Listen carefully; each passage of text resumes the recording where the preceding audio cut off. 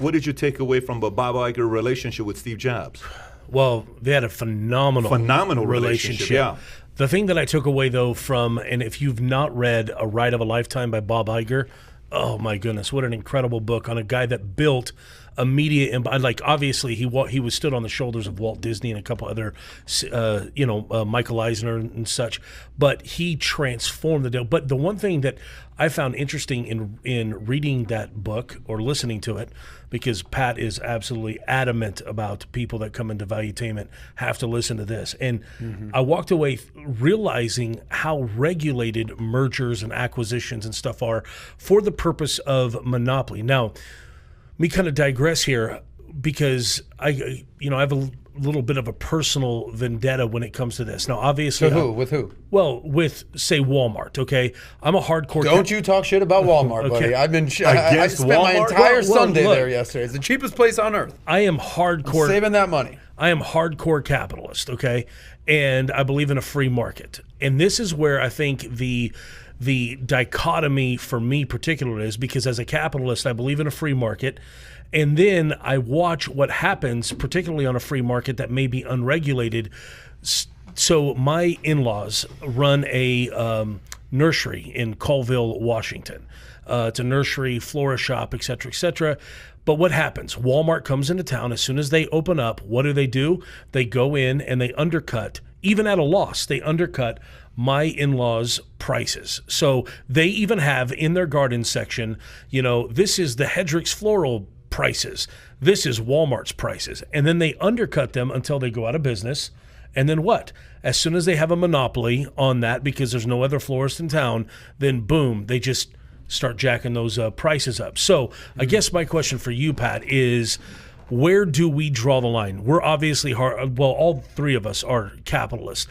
Where do we draw the line when it comes to a situation like this between what is a free market and what's a monopoly? Well, I was asking about Bob Iger and his relationship with Steve Jobs, and the part I was curious about what you were going to say is the fact that here's a guy, Bob Iger, been at ABC for 43, 44 years, and ABC is pretty much Disney, so you put them together, same franchise for nearly 45 years. Sure. And he worked his way up from a regular guy to all the way up to being the CEO and chairman of Disney for the last 15 years, to the point where he was thinking about running for office. Bob Iger, this is the CEO of Disney. Most people don't know this. He was thinking about going to run for office, and this is a conversation he had with Murdoch, where they're sitting there saying, are you having this talk with me because you're thinking about running for office?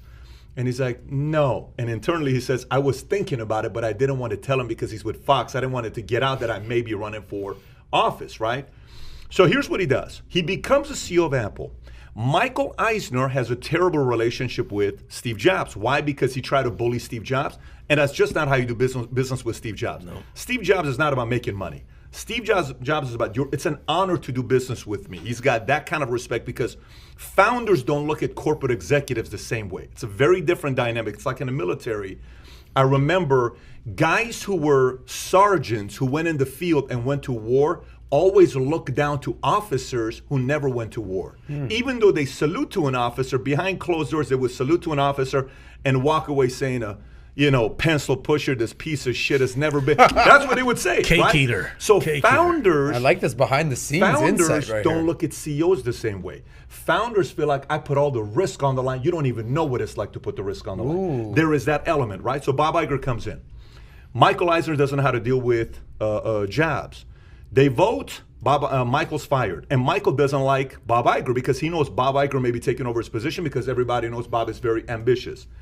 So Bob becomes a CEO. The first phone call Bob Iger makes is to who? Steve Jobs. Steve Jobs.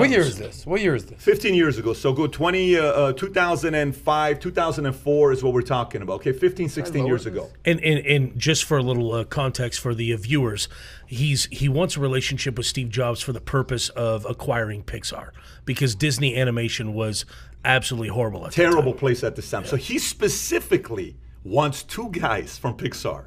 He wants two guys from Pixar. These are the designers, these are the creative, but they're all about Steve Jobs.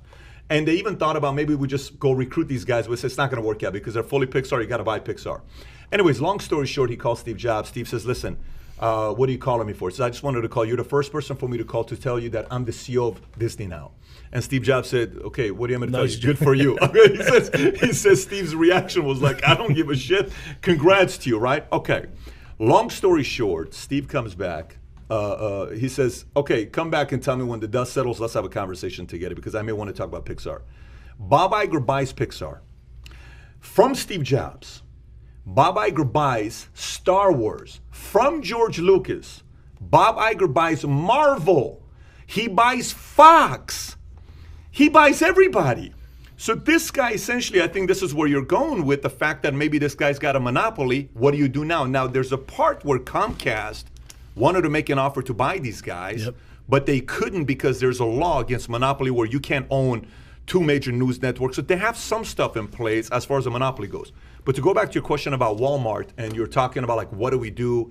Walmart comes and lowers the price and they make the comparable with that business versus yours. And what do you think about that? Here's what I think about that. Here's a couple things I'll say about that part.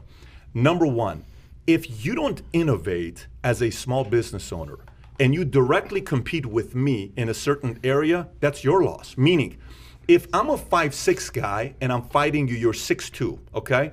And you're a big guy and we're fighting, what's the last thing I want to do with you?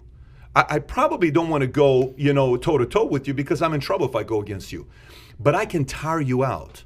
So if you're Walmart, I'm a little shop, and if I compete with you in areas you can bully me in, I'm going to lose. Like so me and you on the basketball court. I run around a little bit. If these small business owners go directly against their competitors in areas of strength, 100% they're going to lose. So, look, I understand Walmart's bullied a lot of people out of business. They go to small markets. They don't like the big markets. They like to go to the smaller cities and then take everybody out, and then they expand. But it's a business model that's worked.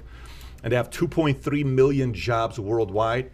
He left 4 kids behind. His poorest kid today, Sam Walton's poorest kid today, struggling financially. His tough kid. Is worth $42 billion. Ugh, poor so kid. when they get together in Thanksgiving, the poorest kid, the brothers, and say, listen, man, how's it feel, man? Life must be rough being worth $42 billion. Loserville, USA. So that's what I think about Walmart. That's what I think about Walmart. I have a question for you. Tell me. It's the only thing that's been on my mind when you were talking about Bob Iger. I get one thing on my mind. You said he was potentially running for office. Does he have your vote? For president. Does he Bob Iger? You just went off for 10 minutes about the amazingness of Bob Iger. Does he have your vote? There's a big difference between a way a guy runs a business versus how he views things socially. I don't know how he views things socially. Left.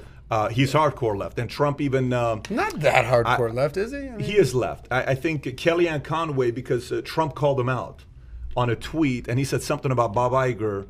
And the fact that Bob Iger is not for this and not for that, and he was pretty ticked off at him. Bob Iger came back and said nothing. Kellyanne Conway called Bob Iger and said, do you have anything, did you hear about what Trump said, and do you have anything to say about it? He said yes. Yes and no.